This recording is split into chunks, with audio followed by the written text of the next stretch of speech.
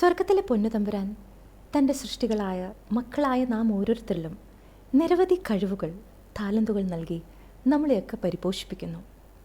ഈ കഴിവുകളിലൂടെ ആ നല്ല ദൈവത്തെ സ്തുതിക്കാൻ, ആരാധിക്കാൻ, നന്ദി പറയാൻ, സംഗീതത്തിലൂടെ ദൈവത്തെ ആരാധിക്കുന്ന, സ്തുതിക്കുന്ന ഈ ഭൂമിയിലെ മാലാഖമാരാണ് ദേവാലയ ഗായകർ, ചർച്ച് ക്വയേഴ്സ്.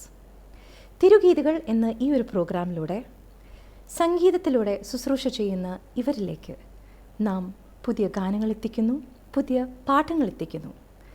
എറണാകുളം അങ്കമാലി അതിരൂപതയുടെ കീഴിലുള്ള സേക്രഡ് മ്യൂസിക് ഡിപ്പാർട്ട്മെൻറ്റ് ഒരുക്കിയ സേക്രഡ് മ്യൂസിക് കോൺടെസ്റ്റിൽ നിന്ന് തിരഞ്ഞെടുത്ത ചില നല്ല ഗാനങ്ങൾ ഈ ഒരു പ്രോഗ്രാമിലൂടെ നിങ്ങളിലേക്ക് എത്തിക്കുന്നു. ഓരോ ഗാനവും ഒരു പ്രാർത്ഥനയാണ്, ഒരു സമർപ്പണമാണ്. കാഴ്ച സമർപ്പണത്തിൻ്റെ ഈ ഗാനം നമ്മൾക്ക് കേൾക്കാം. സെയിൻറ്റ് സെബാസ്റ്റ്യൻസ് ക്വയർ നീരക്കോട് അവതരിപ്പിക്കുന്ന ചർച്ച് ക്വയർ ഗാനം.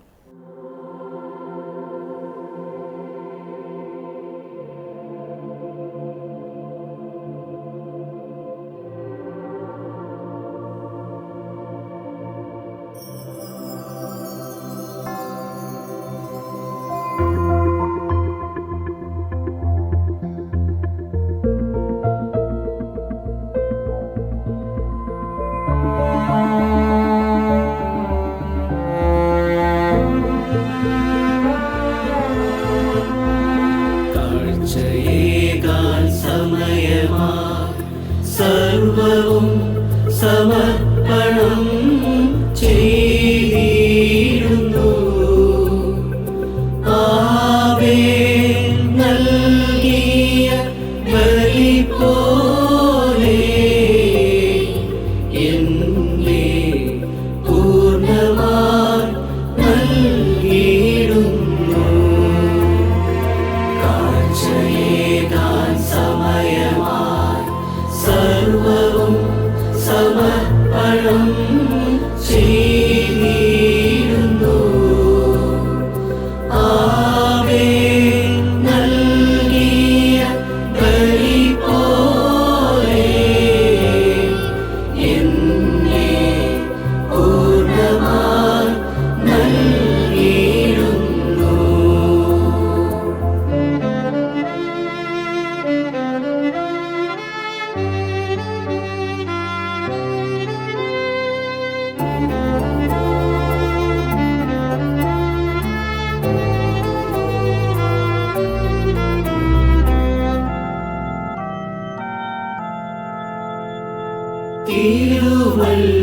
തിരുവൽത്താരയിൽ ഓസ്തിയും വീഞ്ഞും യേശുവിൻ രൂപമായി മാറിയിടുമ്പോൾ, തിരുവൽത്താരയിൽ ഓസ്തിയും വീഞ്ഞും യേശുവിൻ രൂപമായി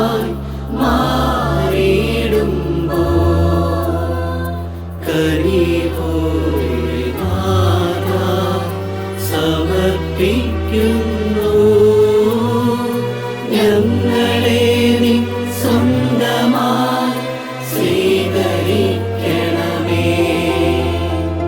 കാഴ്ചയേകാൻ സമയമായി സർവവും സമർപ്പണം ചെയ്തിടുന്നു. ആബേൽ നൽകിയ ബലി പോലെ എന്നെ പൂർണ്ണമായി നൽകിയിടുന്നു.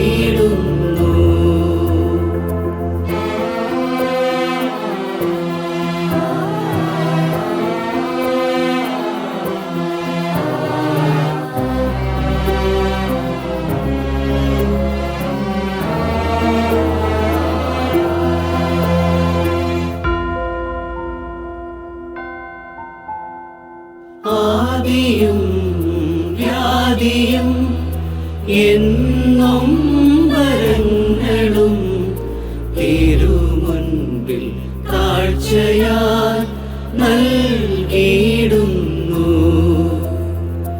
ആദിയും വ്യാധിയും എന്നും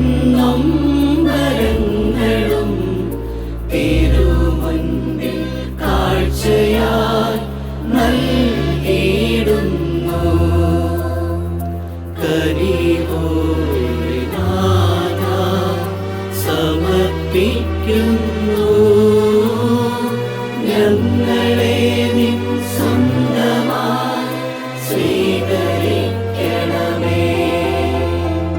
കാഴ്ചയേകാൻ സമയമായ സർവവും സമർപ്പണം ചെയ്തിടുന്നു. ആവേ നൽകിയ ബലി പോലെ എന്നെ പൂർണ്ണമായി നൽകിയിടുന്നു. ആവേ നൽകിയ ബലി പോലെ എന്നെ പൂർണ്ണമായി നൽകിയിടുന്നു.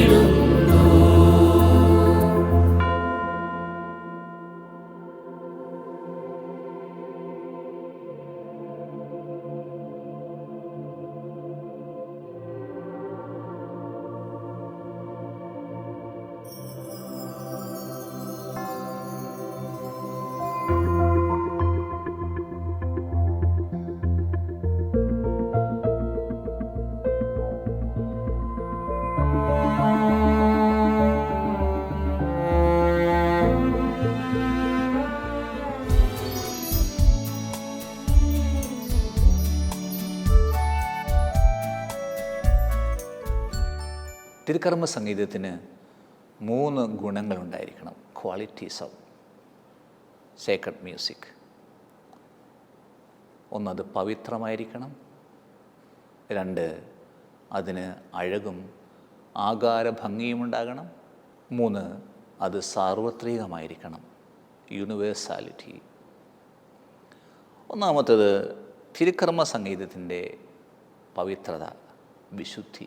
വിശുദ്ധ 10-ാം പീസ് മാർപ്പാപ്പ 1903 നൽകിയ ഇൻ്റർ സോളിസിറ്റ്യൂഡിനസ് എന്ന അപ്പസ്തോലിക ലേഖനത്തിൽ പഠിപ്പിക്കുന്നുണ്ട്, തിരുക്കർമ്മ സംഗീതം പവിത്രമായിരിക്കണം.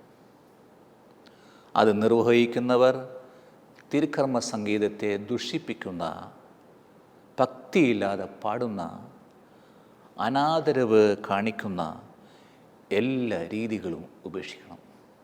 2-ാം വത്തിക്കാൻ കൗൺസിലിൻ്റെ ദൈവാരാധനയെക്കുറിച്ചുള്ള പ്രമാണരേഖയിലെ 6-ാം അധ്യായത്തിൻ്റെ 112-ാം ഖണ്ഡികയിൽ നമ്മൾ വായിക്കുന്നു, പ്രാർത്ഥന കൂടുതൽ മധുരമാക്കിക്കൊണ്ടോ, ഐക്യം ഊട്ടിയുറപ്പിച്ചുകൊണ്ടോ, തിരുക്കർമ്മങ്ങൾ കൂടുതൽ ആഘോഷപൂർണതയാൽ സമ്പന്നമാക്കിക്കൊണ്ടോ വിശുദ്ധ സംഗീതം ആരാധനാനുഷ്ഠാനത്തോട് എത്രമാത്രം ഗാഢമായി ബന്ധിക്കപ്പെട്ടിരിക്കുന്നുവോ അത്രയും കൂടുതൽ അത് പവിത്രമാവുകയാണ്, വിശുദ്ധമാവുകയാണ്.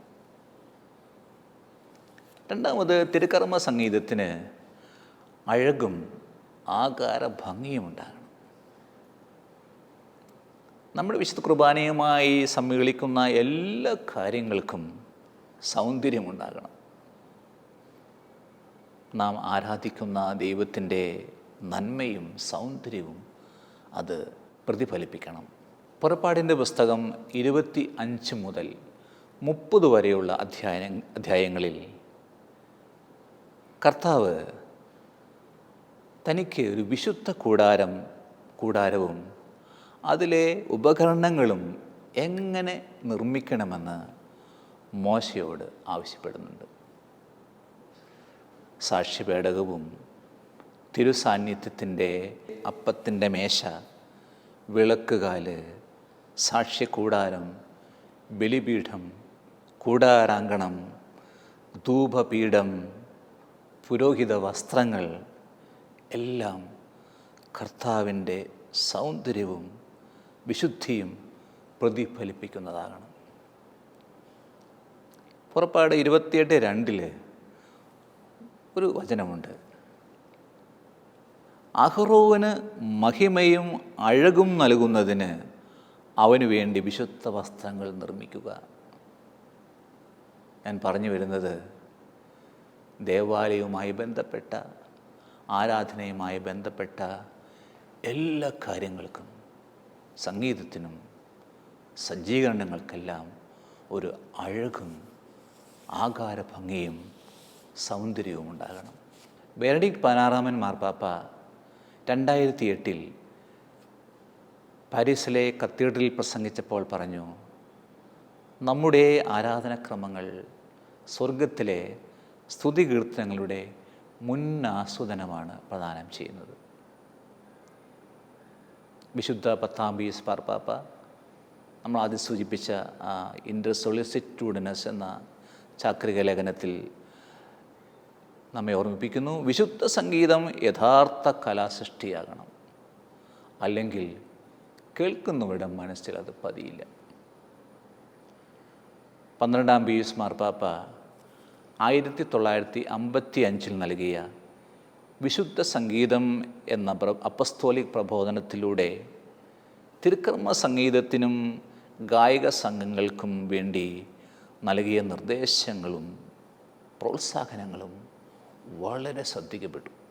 ദേവാലയ സംഗീതത്തിന് ആധുനിക സംഗീത ഉപകരണം, ബഹുസ്വര സംഗീതം എന്നിവ പാപ്പ അനുവദിച്ചു. കായിക സംഘങ്ങളിൽ വനിതകൾ പാടില്ല എന്ന വിലക്ക് അദ്ദേഹം നീക്കം ചെയ്തു.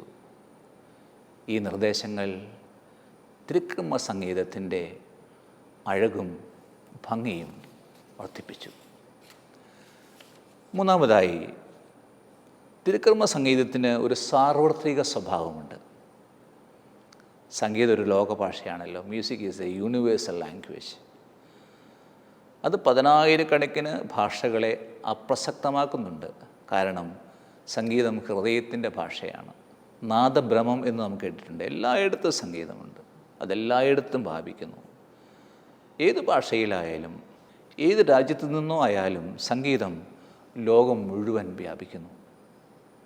തിരുക്കർമ്മ സംഗീതങ്ങളുടെ ഒരു ഗുണവും അതുതന്നെയാണ്. ഈ 3 ഗുണങ്ങളും തിരുക്കർമ്മവേളകളിൽ നമ്മുടെ ഗാനശുശ്രൂഷയെ ഗൗരവത്തോടെ സമീപിക്കുവാൻ നമ്മെ സഹായിക്കട്ടെ.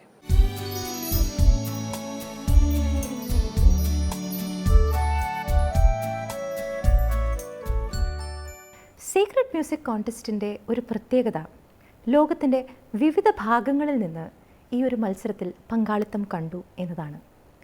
നാം എല്ലാം എന്നും ചെറിഷ് ചെയ്യുന്ന നന്ദിയോടെ സ്തുതി പാടിടാമെന്ന ഗാനം നാം കേട്ടത് മൗറീഷ്യസിൽ നിന്നാണ്. അതും അവരുടേതായ ശൈലിയിൽ, അവരുടേതായ രീതിയിൽ വളരെ ആസ്വദിച്ച് നൃത്തമാടി അവർ പാടിയ ഈ ഗാനം നമുക്ക് കേൾക്കാം മൗറീഷ്യസിൽ നിന്ന്.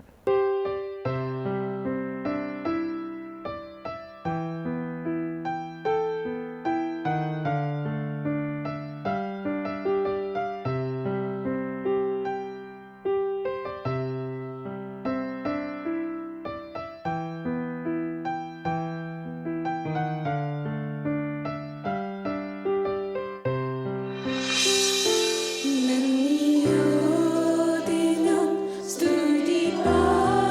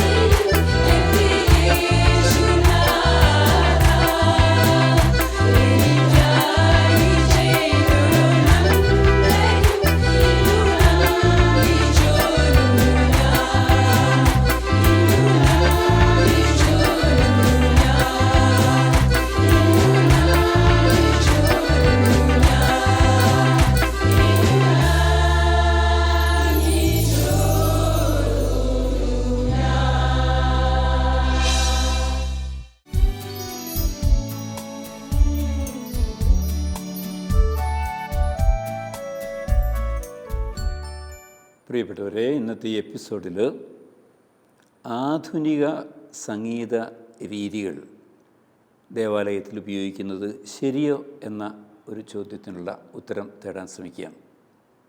ആധുനിക രീതികൾ ധാരാളമുണ്ട്. അവയ്ക്ക് ദേവാലയത്തിൽ സ്ഥാനമുണ്ടോ? ഉണ്ട് എന്ന് തന്നെയാണ് സഭയുടെ ഒരു കാഴ്ചപ്പാട്.